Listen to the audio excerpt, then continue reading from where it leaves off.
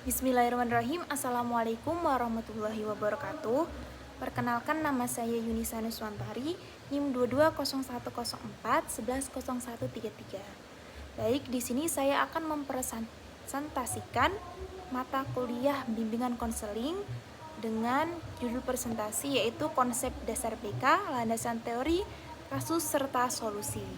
Jadi untuk yang pertama yaitu tentang konsep dasar bimbingan konseling. Jadi pengertian bimbingan dan konseling dapat diartikan sebagai suatu proses pemberi bantuan kepada individu yang dilakukan secara berkesinambungan supaya individu tersebut dapat memahami dirinya sendiri sehingga dia sanggup mengarahkan dirinya dan bertindak secara wajar sesuai dengan tuntutan dan keadaan lingkungan sekolah, keluarga, baik di dalam masyarakat.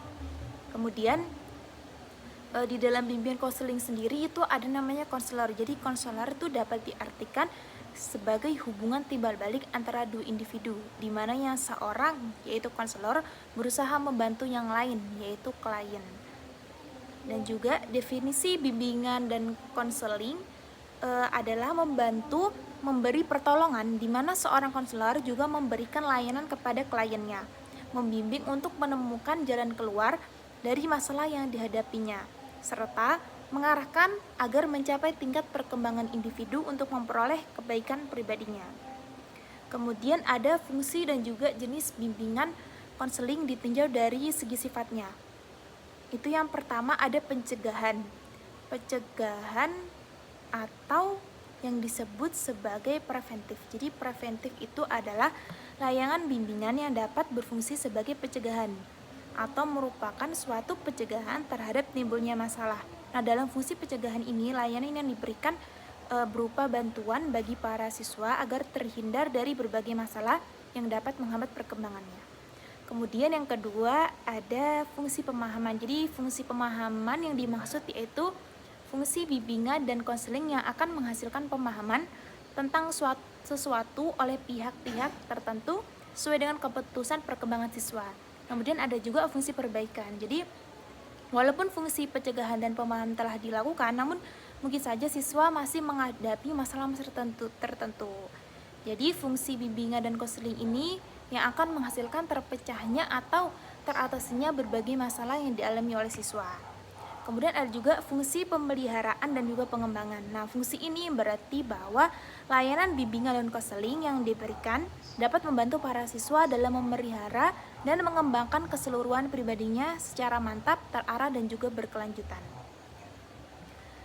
Nah, kemudian agar dihasilkan fungsi-fungsi tersebut, hendaknya dicapai dengan jelas, dapat diidentifikasikan dan dievaluasi.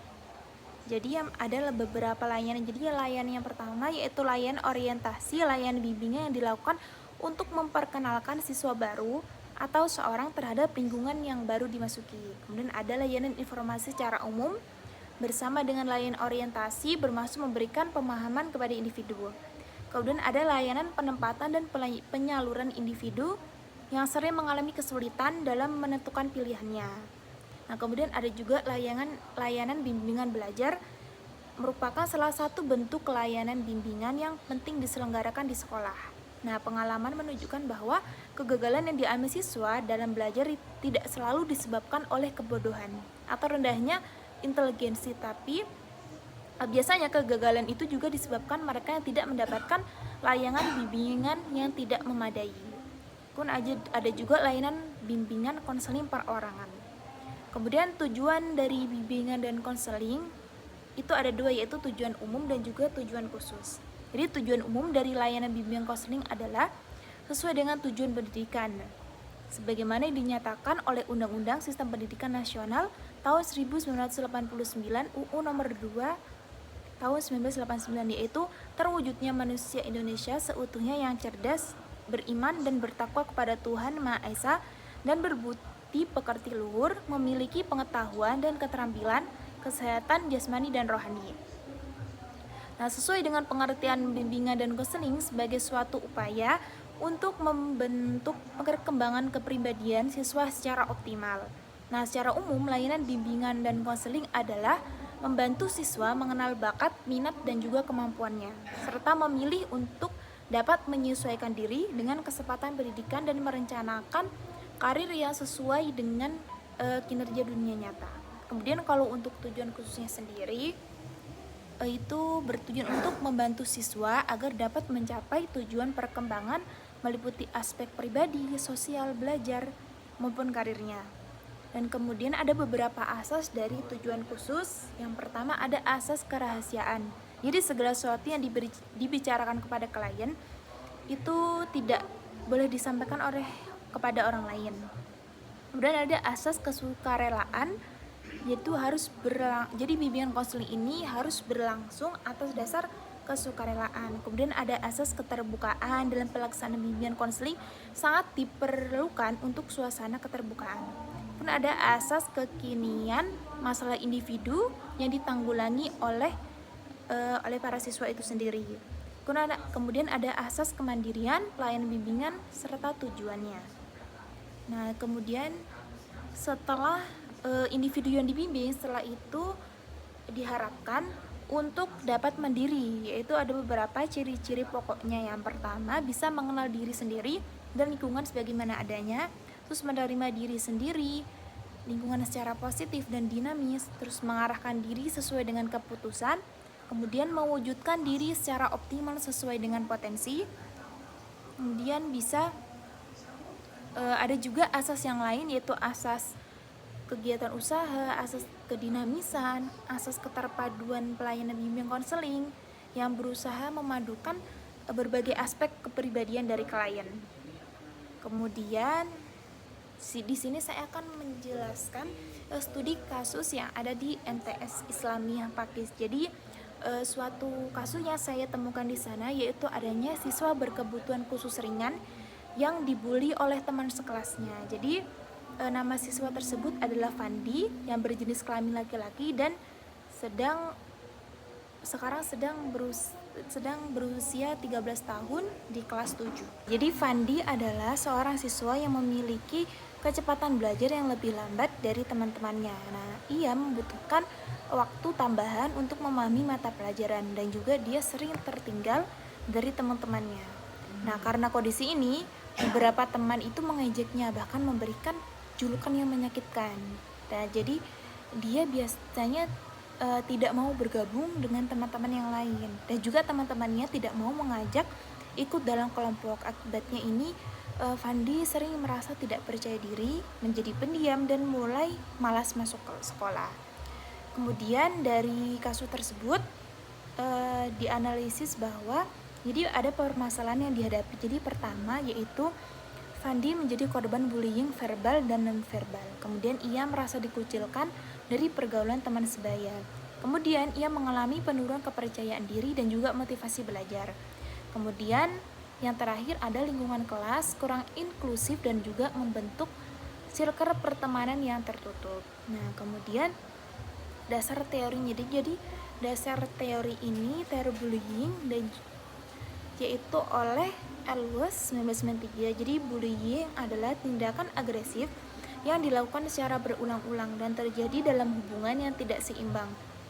Nah, dalam kasus ini Fandi menjadi korban karena memiliki kelemahan dari aspek belajar dan juga dia membuatnya rentan terhadap perlakuan tidak adil dari teman-temannya. Kemudian ada teori kebutuhan dasar oleh Abraham Maslow. Jadi salah satu kebutuhan penting adalah rasa aman dan rasa diterima oleh sosial.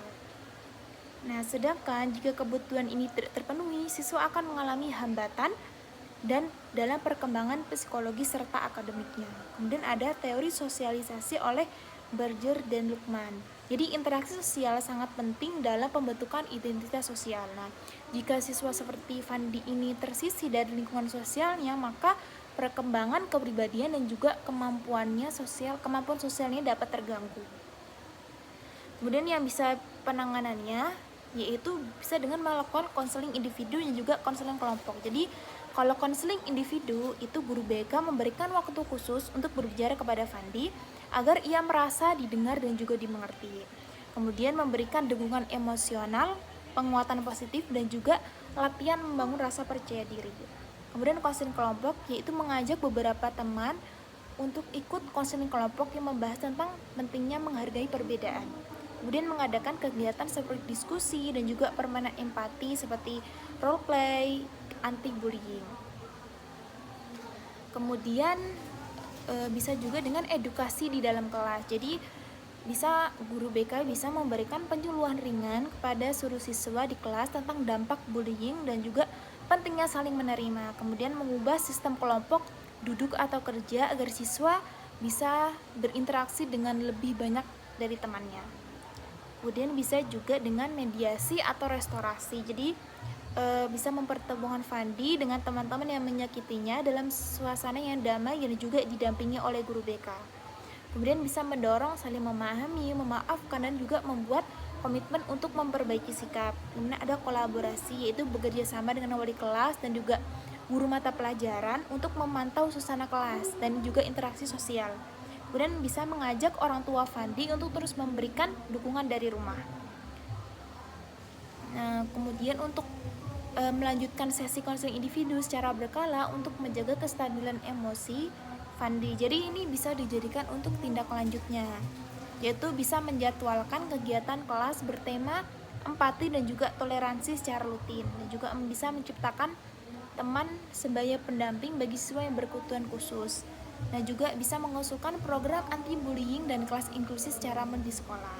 Dan juga insya Allah jika program ini sudah terjalankan, maka bisa mendapat hasil bisa mengira-ngira hasilnya, yaitu seperti Fandi mulai tampak lebih percaya diri dan tidak takut berbicara dalam kelas. Juga beberapa teman mulai mau berinteraksi dan bermain bersama Fandi. Terus suasana kelas menjadi lebih hangat dan tidak kaku dalam pembentukan kelompok, serta guru mata pelajaran juga bisa melaporkan jika Fandi adanya keaktifan dalam kegiatan belajar. Jadi sekian dari presentasi saya, kurang dan lebihnya mohon maaf. Sekian, wassalamualaikum warahmatullahi wabarakatuh.